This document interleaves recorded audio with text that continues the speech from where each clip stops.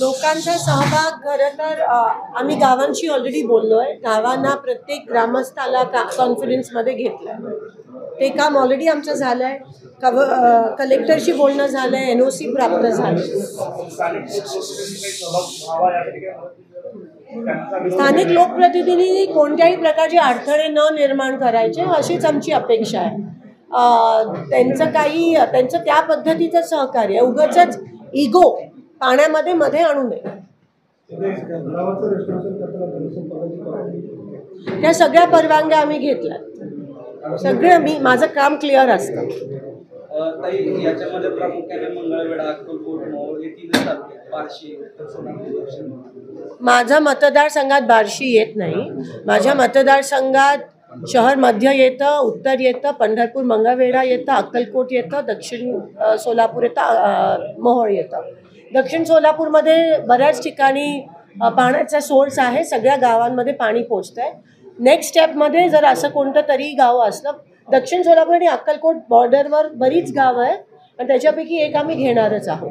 आणि हे एकदाच नाही, हे 5 पूर्ण वर्षाचं काम आहे. हे फक्त पहिला टप्पा आहे. ताई, आपलं सोलापूरचं छत्रपती धर्मवीर संभाजी तलाव प्रदूषण करण्यासाठी काही करता येईल का? कारण वर्षानुवर्ष बघतोय आपण त्या ठिकाणी प्रचंड गाळ सुद्धा आहे आणि प्रचंड कचरा सुद्धा त्याच्यामध्ये आहे.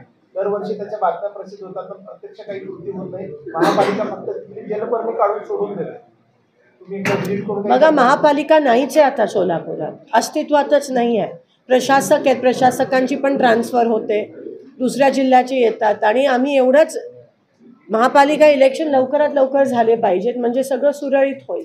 आणि अर्थात प्रशासनाचा एवढंच काम असतं ते साफ ठेवणं, त्याच्यात गाळ न त्याच्यात कचरा न टाकायचं. हे नागरिक म्हणून आपण पण कुठेतरी ह्याबद्दल थोडं कॉन्शियस होणं महत्त्वाचं आहे. पण प्रामाणिकपणे काम करणाऱ्या कार्यकर्त्याला पदं दिली जातील आणि शहर जिल्ह्याची कार्यकारिणी देखील केली जाईल. ही प्रक्रिया कधीपासून आणि केव्हापासून सुरू आहे? आता आमच्या मीटिंग सुरू आहेत. पदाधिकाऱ्यांसोबत जिल्हा अध्यक्ष, शहर अध्यक्षांसोबत प्रांत अध्यक्ष भेटत आहेत आणि खूप चांगली स्टेटमेंट होती ती. त्याच्यामध्ये अजून एक ओळ होती. ते म्हणाले की ज्यांच्या मागे लोक आहेत अशाच लोकांना पदं मिळणार आहे, ज्यांच्या मागे जनता आहे. ही मला असं वाटतं एक गेम चेंजर स्टेटमेंट आहे आणि प्रांताध्यक्ष त्याच पद्धतीत काम करतील अशी त्यांनी महाराष्ट्रासाठी जनरल दिलेली. आणि अर्थात तो त्यांचा अधिकार आहे आणि नक्कीच येणाऱ्या काळात तुम्हाला ते बदल होताना दिसतील. इतिहास अभ्यासक इंद्रजित सावंत जे आहेत त्यांना जीवे मारण्याची धमकी मिळते आणि अश्लील भाषेत देखील शिवीगाळ होते. खरं तर छावा चित्रपटावरून इंद्रजित देशमुख जे आहेत ते ब्राह्मण द्वेष पसरवत असल्याचा आरोप त्या व्यक्तीकडून करण्यात येतो आणि जीवे मारण्याची धमकी येते. इतिहास अभ्यास बघा, हे सरकार आल्यापासून आपल्या देशात, आपल्या प्रांतात फक्त जात पात धर्म ह्याच्यावरच विषय होत आहेत. बवाल त्याच्यावरच होतोय. जी खरी कामं आहे, जी लोकांच्या आयुष्यात फरक आणणारी कामं आहेत, त्याच्यावर काही चर्चा होत नाहीये, काही कामं होत नाही. ती शोकांतिका आहे. आणि ह्याच गोष्टी जर होत राहिल्या तर आपण पुढे न जाता पण ऑलरेडी आपण मागेच चाललोय. खरं तर तसं बघितलं तर हे कुठेतरी बदलणं गरजेचं आहे. हे आम्हीच करू शकतो. आता सरकारकडून जास्त अपेक्षा राहिल्या नाही आहेत. ही क्रांती ही लोकांमधूनच आता झाली पाहिजे. कर्नाटक आणि महाराष्ट्राचा वाद पुन्हा वाढताना दिसतोय. कर्नाटकात आपल्या इथे आढळून येत आहे. महाराष्ट्रामध्ये काही लोकांनी भारत विरोधी घोषणा दिल्या असा आरोप करण्याला त्यांची ज्या झोपड्या आहेत त्या JCBच्या सहाय्यानं खालून टाकून दिल्या. युपीमध्ये जे बुलडोजर राग मधून मानला होता ते कुठेतरी महाराष्ट्रात येत आहे का?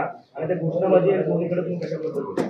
मला अभिमान आहे खरं तर भारत जिंकलं आणि सगळ्यांनाच अभिमान असायला पाहिजे भारतवासियांचा.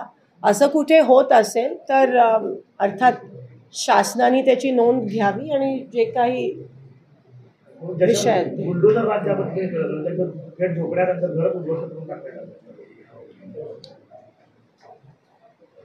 बुलडोजर, अनधिकृत अतिक्रमण ह्या सगळ्या गोष्टी काढायच्या का नाही त्याच्या मागे पण सरकारचा निर्णय हा महत्त्वाचा असतो. त्यांची कागदपत्र काय, ते नेमकं कोणत्या कारणामुळे, मला त्याच्याबद्दल एक्झॅक्टली माहिती नाही आहे, पण घेऊन एक्झॅक्टली कोणत्या कारणामुळे काढण्यात आला त्याच्यावर